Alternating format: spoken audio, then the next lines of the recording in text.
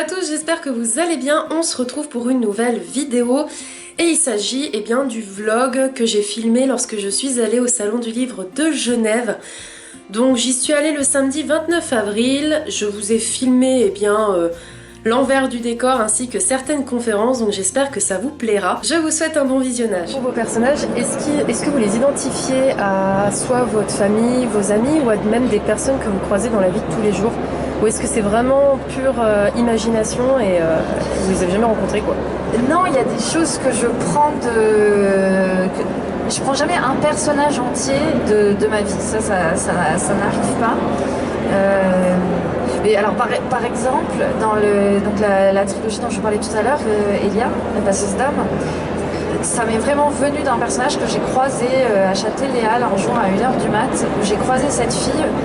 C'était glauquissime, je ne sais pas si vous connaissez Châtelet-Léal à Paris, mais c'est une station assez, déjà pas très gaie, mais alors en plus à 1h du mat, quand il n'y a personne, il n'y a que des flics avec des chiens et des gens qui n'ont peut-être pas envie de rentrer avec eux le soir. Et j'ai croisé cette fille qui avait sa capuche baissée sur la tête rentrée dans les épaules et qui était rousse. Et je me suis dit, c'est marrant. Et elle marchait très très vite. Je me suis dit, c'est marrant parce qu'on dirait qu'elle essaie de cacher qu'elle est rousse et qu'elle fuit quelque chose. Et en fait, ça a vraiment été le point de départ de mon roman, qui est l'histoire d'une rousse dans un univers où il n'y a plus de roue et qui n'a pas le droit d'être rousse. Et qui, pour plein de raisons, va devoir fuir l'autorité en place. Et là, c'est vraiment une personne réelle qui m'a inspiré tout de suite un personnage. Après, cette personne, je ne l'ai jamais revue, je ne la connais pas. Donc, derrière, j'ai recréé le personnage de manière purement fictive par l'imagination. Et ensuite, il y a des traits de caractère chez certaines personnes qui m'intéressent, que je vais reprendre et que je vais mettre dans un personnage, voire en les exacerbant un peu. Mais je ne vais jamais reprendre dans mes amis, dans mes proches, des personnages entiers pour les remettre dans un roman. Parce que c'est... Enfin, je sais pas, moi j'aime bien réfléchir justement à mes personnages, les créer aussi, leur donner des particularités, mais par exemple ce trait de personnage je suis trentenaire et je veux pas grandir, ça c'est quelque chose que j'ai pris à quelqu'un, et le personnage qui d'ailleurs est un mec, et le personnage final n'a rien à voir avec cette personne là, mais c'est un trait de caractère que j'ai vu dans la réalité, qui m'avait interpellée, que j'ai trouvé intéressant. Est-ce que ça a été dur de te faire éditer la première fois? Oui, ça a été très compliqué. Alors déjà, mon premier roman n'a jamais été publié. J'ai 25 lettres de refus de maisons d'édition que j'ai gardées très précieusement. Il sera sans doute jamais publié d'ailleurs, parce que quand je le relis, je me dis qu'il n'était pas exceptionnel. Et alors le deuxième, du coup, je pense que ce qui est important, si vous avez un manuscrit que vous voulez le faire publier, la première chose, c'est que le premier, si vous n'avez pas une raison d'écrire, je ne sais pas si vous n'avez pas passé 3 ans en prison chez les FARC ou voilà, quelque chose qui va intéresser les médias, il faut que votre manuscrit soit nickel, vraiment. Il ne faut pas se précipiter, il faut le faire lire autour de vous, il faut prendre en compte les retours, il faut le laisser reposer, il faut y revenir, il faut faire quelque chose de très très propre, vraiment d'impeccable. Et une fois que vous avez ça, plutôt que de l'envoyer aux très grosses maisons qui publient très très rarement des premiers romans, et moi c'est comme ça que j'ai réussi à faire publier mon premier roman, vous vous intéressez aux petites maisons qui publient des romans dans votre genre. Vous écrivez de la romance, il faut regarder qui publie de la romance, ça sert à rien de l'envoyer chez Gallimard, de toute façon c'est pas leur ligne éditoriale, même si vous avez écrit quelque chose de très littéraire, il faut vraiment essayer de voir qui publie ce que vous avez écrit et de les contacter, pas avec une lettre générique, mais en essayant de leur expliquer pourquoi vous pensez, déjà présenter votre roman, et pourquoi vous pensez que votre roman à vous peut les intéresser, quelles sont ces particularités qui vont intéresser cette maison d'édition. Et moi ce que j'avais fait aussi pour le premier, c'est essayer d'adresser le manuscrit à une personne.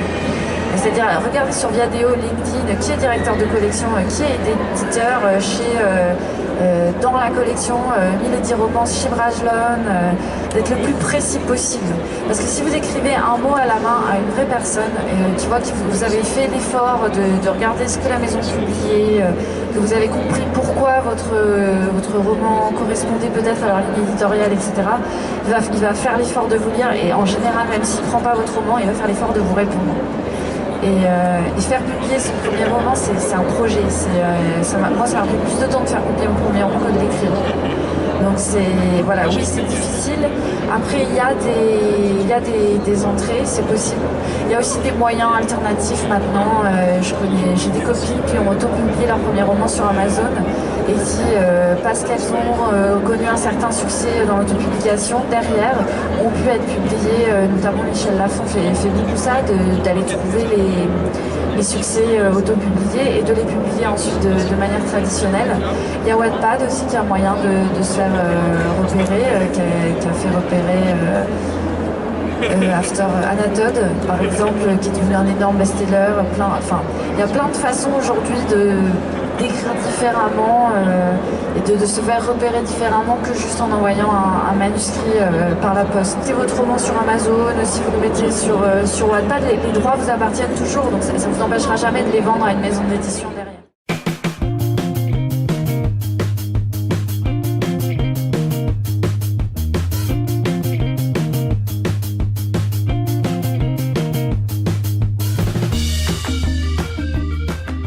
Oui, mais en fait, c'est un tueur en série. Oui. Un tueur de femmes, hein, uniquement de femmes. Oui. Il ne tue pas d'enfants. Et on l'a. Ses motivations, elles sont.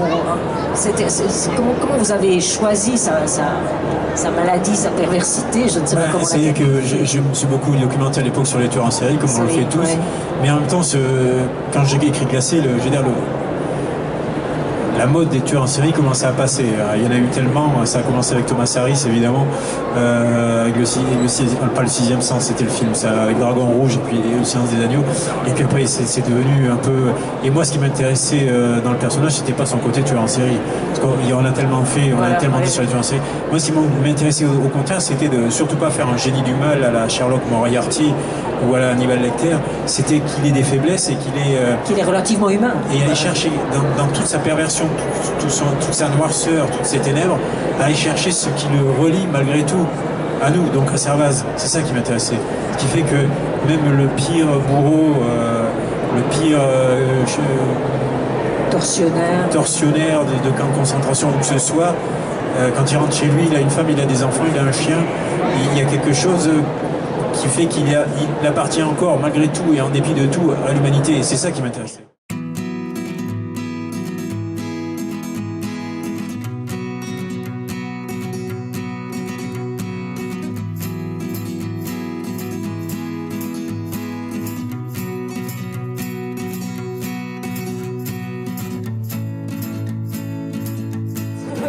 Donc du coup, moi je me suis penchée sur le suivant sur la liste. Est-ce que tu peux un petit peu nous pitcher pour le présenter aux gens? Tout à fait. Alors, le suivant sur la liste, c'est du thriller avec des héros adolescents. C'est l'histoire de 5 collégiens qui sont tous plus ou moins dans le même collège mais qui se connaissent pas trop parce qu'ils ne traînent pas ensemble. Sauf qu'un jour, l'un d'entre eux se fait renverser par une voiture juste devant le collège et meurt. Ça commence bien. Mais dans les jours qui suivent, les 4 autres reçoivent des messages sur Facebook de la part du mort. Donc ils se demandent ce qui se passe, s'il est vraiment mort, si quelqu'un a piraté son compte ou quoi. Et puis en se posant ces questions-là, ils vont se rendre compte qu'ils sont suivis dans la rue, qu'ils échappent de peu à des accidents. Il y a tout un faisceau d'événements inquiétants comme ça qui se passe autour d'eux. Et ils vont essayer de comprendre pourquoi et de comprendre ce qu'ils ont en commun. Parce qu'ils ont un truc en commun. Voilà. Dans le suivant sur la liste, tu vas parler un petit peu génétique. Tu viens d'une filiale scientifique. Est-ce qu'à un moment donné, c'était un thème qui t'était important d'aborder? Ah, moi ça me fascine. Les sciences du vivant, ça me fascine absolument. Tout ce qui, c'est à la fois fascinant et, c'est fascinant parce que c'est aussi terrifiant. Ça fait peur. Voilà, c'est tout ce qu'il est possible de faire, et tout ce qu'on peut déjà faire sur des animaux et dont des singes par exemple, et où on se dit en fait on pourrait le faire sur l'être humain mais on le fait pas parce qu'il y a des questions d'éthique, mais on pourrait le faire. Donc qui nous dit que quelque part il n'y a pas déjà quelqu'un qui est en train de le faire dans le monde, en dépit de l'éthique et en dépit des lois internationales, rien ne nous dit qu'il n'y a pas quelqu'un qui le fait déjà. Donc voilà, cette idée, c'est vraiment parti de là. Et je me suis dit, et si quelqu'un? Je le sais déjà.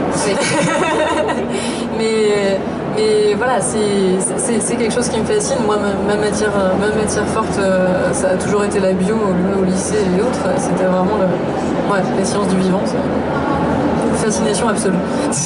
Vos livres, la dernière des Stanfield, qui vient vraiment de sortir, donc à mon avis, ce que j'espère, ça sera une découverte pour la plupart d'entre vous, en son cœur deux personnages. Et vous allez comprendre pourquoi je parle des Beatles, parce que c'est deux des personnages centraux. L'une porte le prénom de Eleanor Rigby et l'autre le prénom masculin de George Harrison. Et ces deux personnages, il leur arrive la chose suivante. Eleanor Rigby est journaliste dans un magazine, elle voyage beaucoup parce que c'est le magazine National Geographic, elle vit à Londres. Un matin, elle reçoit une lettre anonyme qui lui apprend que sa mère a eu un passé criminel, soi-disant. George Harrison, lui, était béniste, il vit au Québec. Un matin, il reçoit la même lettre anonyme lui disant que sa mère, jeune, dans sa jeunesse, a fait des choses un peu spéciales et voire peut-être même criminelles. Alors, ils ne se connaissent pas et l'auteur des lettres leur donne à chacun rendez-vous dans un bar dans le port de la ville américaine de Baltimore. Évidemment, leur intrigue est posée et on se demande quel est le lien qui les unit, quel crime leurs mères respectives auraient commis, et puis évidemment qui est la personne, le corbeau derrière ces lettres anonymes. Et puis alors ce roman, La dernière des Stanfield, nous fait vraiment voyager sur plusieurs continents, Londres, enfin l'Europe avec Londres, la France, Montréal, Baltimore, et puis à travers plusieurs époques, autant la guerre, les années entre 39-45, les années 80 et puis l'époque actuelle, notamment à Montréal. Moi j'ai envie de savoir quel était le point de départ de ce livre. Quels sont les personnages qui ont existé d'abord? Autour de quel personnage, de quelle situation, de quelle aspiration s'est construit ce nouveau roman, La dernière des Stanfield? Je sais pas du tout. Non mais, pardon, je sais. Ah mais, j'entends, je comprends. Mais je ne sais pas du tout.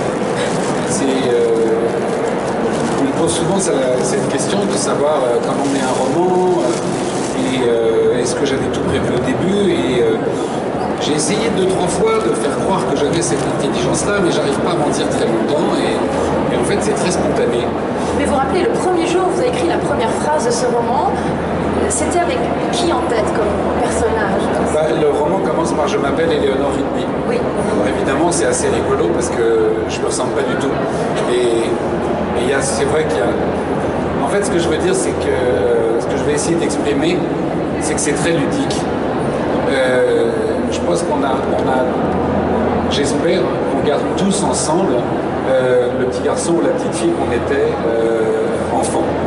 Et de cette enfance, ce dont je me suis toujours souvenu et que je vois quand je regarde des enfants, c'est cette capacité à être tout à coup dans un monde imaginaire. De New Romance, je vais donner la parole à Jeanne pour essayer qu'elle vous explique un petit peu ce qu'on entend par là.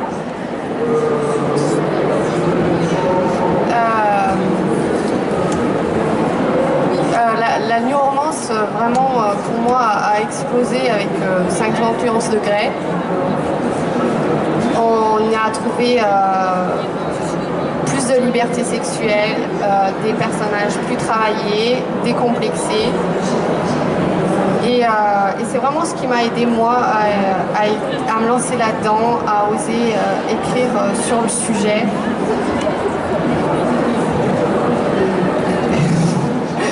J'en ai dit pas mal déjà. Plutôt aborder le sujet, pourquoi est-ce qu'on a eu besoin de la New Romance, que ce soit en France ou donc, comme tu disais, dans tous les pays francophones. Je pense qu'on en a eu un petit peu marre de ces fameux tropes dont tu parlais, mais qui étaient un peu vieillots, qui étaient passés, qu'on avait lus, relus. Donc je fais référence à la romance contemporaine, mais des années 90 plutôt. Donc on avait toujours un petit peu le même schéma, et c'était plus du tout adapté à notre époque. Le rôle de la femme a changé, même depuis les années 90, et comme souvent on suit dans la romance une héroïne et on est souvent aussi à la première personne, il y a besoin qu'une identification puisse se faire, puisse se produire pendant la lecture. Et ce que nous proposait la romance jusqu'à 50 nuances degrés, c'était toujours un petit peu du réchauffé, des choses qu'on avait lues et relues. la lectrice n'arrivait plus tellement à s'identifier et à s'imaginer dans l'histoire, ce qui est aussi un peu le but. Et donc on a vraiment eu besoin de ce renouveau, d'où le terme, New Romance. C'est la nouvelle romance qui donc utilise des thèmes qui sont vraiment contemporains de notre société et auxquels on peut facilement se repérer. Et donc quand on lit, on est plus apte à s'imaginer vraiment dans le contexte que l'histoire nous propose. Jeanne et Fleur ont chacun choisi des thèmes qui sont très différents et donc vont pouvoir nous parler par rapport à leur livre. Oui, alors dans Close Up, contrairement à ce qu'on voit très souvent maintenant, c'est la fille qui est la bad girl, c'est elle qui complique les choses, qui fait que l'histoire est compliquée et que rien n'est simple. Et ça aborde aussi beaucoup le fait que la relation des parents influence sur la personne, sur le personnage principal. Et c'est vraiment voilà, le thème. Alors tu dis une bad girl, c'est quoi une bad girl? C'est une fille qui dit ce qu'elle pense, qui dit des choses qui font pas toujours plaisir, qui fait tout pour impressionner, pour déranger les autres. Une rebelle. Une rebelle. Fleur. Alors d'abord dans Feeling Good, qui est mon premier roman qui n'est pas là, c'est une romance érotique en particulier et je rebondis sur ce que tu disais sur le thème, le fameux thème, j'ai voulu vraiment inverser les clichés et donc au lieu d'avoir le milliardaire et son assistante ou sa secrétaire, j'ai mis comme personnage principal une femme qui s'assume au niveau financier, enfin bref, elle est une femme moderne qui fait passer sa carrière avant le reste et le héros ça va être son assistant. Voilà, donc ça c'est pour Feeling Good, c'est l'inversion totale du cliché du milliardaire, même si l'héroïne n'est pas spécialement milliardaire, elle est juste très à l'aise financièrement. Et dans Follow Me, le tome 1, Seconde Chance, donc le titre très original nous indique le thème du livre qui est le thème de la seconde chance, qui est un thème qui a été quand même très repris dans l'histoire de la romance depuis très longtemps. Et donc je l'ai mis au goût du jour avec, encore une fois, une héroïne qui parce que souvent, avant, dans le thème de la seconde chance, on avait le héros qui avait fauté à un moment dans l'histoire du couple, et la relation s'arrêtait à cause du héros, et il se retrouvait des années plus tard. Donc là, dans ce livre-là, c'est le contraire, c'est l'héroïne qui a décidé de mettre un terme à la relation, et on les retrouve à peu près 10 ans plus tard, et il faut qu'ils se reconstruisent. Et en thème sous-jacent, j'ai quand même voulu aborder le sujet de la démence sénile. Donc ça ne touche pas l'un des personnages principaux puisqu'ils sont jeunes, mais voilà, c'est un petit fil rouge derrière et qui colle aussi, je pense, un peu à la new romance, comme tu disais, Jeanne, qu'il y a des thèmes un peu plus profonds que dans juste la romance contemporaine classique.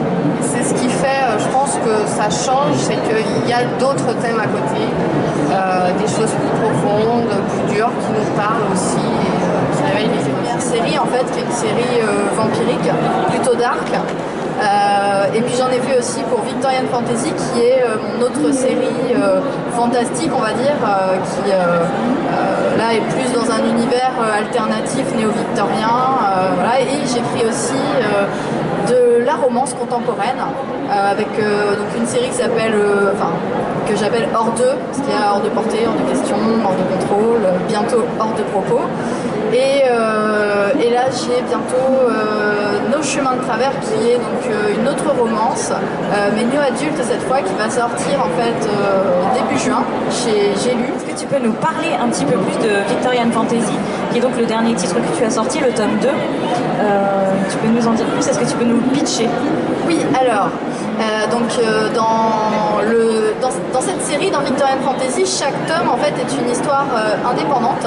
Donc on va retrouver un petit peu les héros du premier dans le deuxième. Donc Andras et Thaddeus font partie de l'histoire, mais ils deviendront des personnages secondaires. Et en fait, c'est le prince Augustin qui est un des personnages secondaires du premier tome qui devient le héros du deuxième tome. Donc dans le premier tome, on le découvre assez arrogant, assez détestable.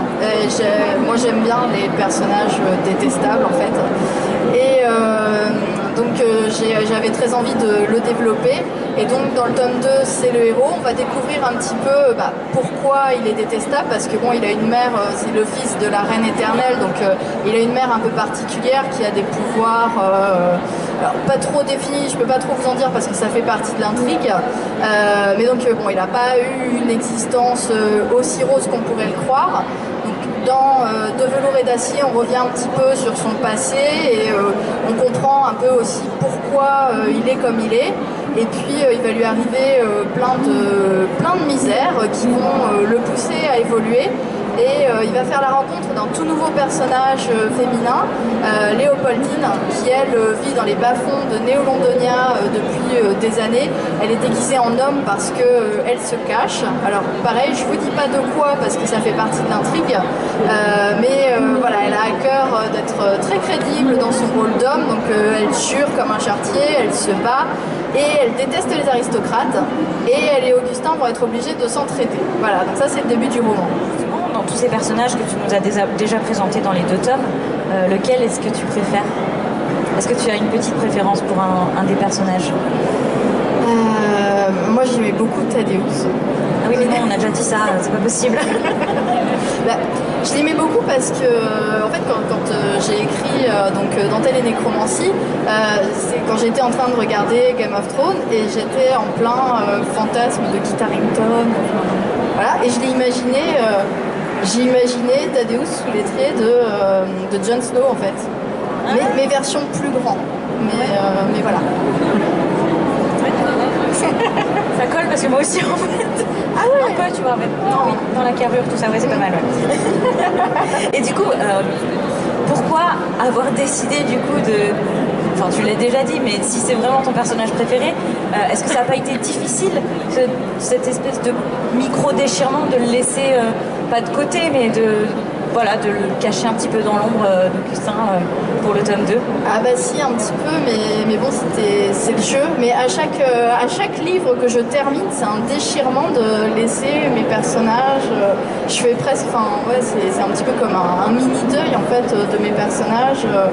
Mais une fois qu'il est fait, il est fait. Et voilà. Alors, tu nous as dit tout à l'heure aussi que tu écrivais de la romance également. Qu'est-ce que tu préfères entre les deux? Pourquoi est-ce que tu as choisi d'écrire je sais pas si on peut, oui, du fantasy et de la romance? Alors, à la base, je venais de terminer... Non, j'étais en train d'écrire le tome 3 des Larmes Rouges. J'avais déjà écrit le premier tome de Victorian Fantasy. Et c'est mon mari qui m'a dit qu'il pensait que je ne serais pas capable d'écrire quelque chose sans un élément fantastique. Et j'ai un peu pris ça comme un affront. Voilà. Et j'ai eu envie de lui prouver qu'il se trompait. Et donc je me suis lancée, j'avais une vague idée comme ça, et je me suis lancée sur l'écriture de Hors de portée. Et en me lâchant complètement, parce qu'en plus j'étais dans la rédaction du 3e tome des Larmes Rouges avec donc la résolution de toutes les intrigues lancées au début et tout, avec tout mon plan et mes flèches partout. Enfin, c'était un bazar, c'était un peu complexe à gérer. Et en fait, j'ai pris vraiment l'écriture de Hors de portée comme une récréation. Où là, parce que dans les Larmes Rouges, mon langage est assez un petit peu soutenu, un peu classique et tout. Et là, je me suis dit, allez, je fais des phrases courtes, je mets des gros mots. Pour moi, c'était vraiment la récréation. Et je me suis vachement amusée à faire ça. Et du coup, j'ai eu envie de continuer. Et en même temps, donc Hors de portée répond vraiment au code de la romance contemporaine habituelle, parce que c'était le premier que j'écrivais dans le genre. Et après, quand j'ai eu envie d'écrire Hors de question, qui est une semi-suite en fait, parce que c'est une des copines de l'héroïne de Hors de portée qui devient l'héroïne de Hors de question et Hors de contrôle, parce que cette histoire-là, par contre, je l'ai développée sur 2 tomes, parce qu'elle était plus complexe et voilà, ça demandait plus de place du coup. j'ai eu envie de me détacher de ces codes-là et de vraiment traiter des sujets donc, plus lourds. Alors après, ça reste quand même un roman feel good, donc si j'ai bien fait mon travail, une fois que vous refermez, ça vous met de bonne humeur. Mais voilà, j'avais envie d'aborder des thématiques plus lourdes et ça me permet d'aller voir un peu plus en profondeur dans la psychologie et ce qui fait les relations en fait entre hommes et femmes. Et, enfin, voilà, et c'est quelque chose que j'aime beaucoup et qui est très différent finalement du fantastique et de la fantaisie, où là on va créer des univers très denses, il va y avoir beaucoup de magie, où l'imaginaire va être beaucoup plus sollicité mais d'une façon très différente. Et en fait... Cette vidéo est maintenant terminée, j'espère qu'elle vous aura plu. En tout cas, moi j'ai passé vraiment un excellent moment au Salon du Livre. Ça m'a fait super plaisir de rencontrer de nouveaux auteurs francophones, mais également de rencontrer Nin, des lectures de Nin, Moody, de Moody Take a Book, parce que c'était deux booktubeuses que je n'avais encore jamais rencontrées, donc ça m'a fait très plaisir. Également très plaisir de revoir Michaela de la chaîne Le Livre Ouvert, ainsi que Margot de la chaîne Margot Liseuse, et aussi Émilie de la chaîne Bulldog. Donc voilà, j'ai vu toutes les booktubeuses que j'apprécie énormément, donc ça m'a fait super plaisir de les voir, de discuter avec elles, etc. Et en tout cas, j'ai pas mal acheté, donc vous verrez une prochaine vidéo sur la chaîne qui sera bien sûr mon book haul. Je vous laisse et je vous dis à très vite pour de prochaines vidéos. Salut!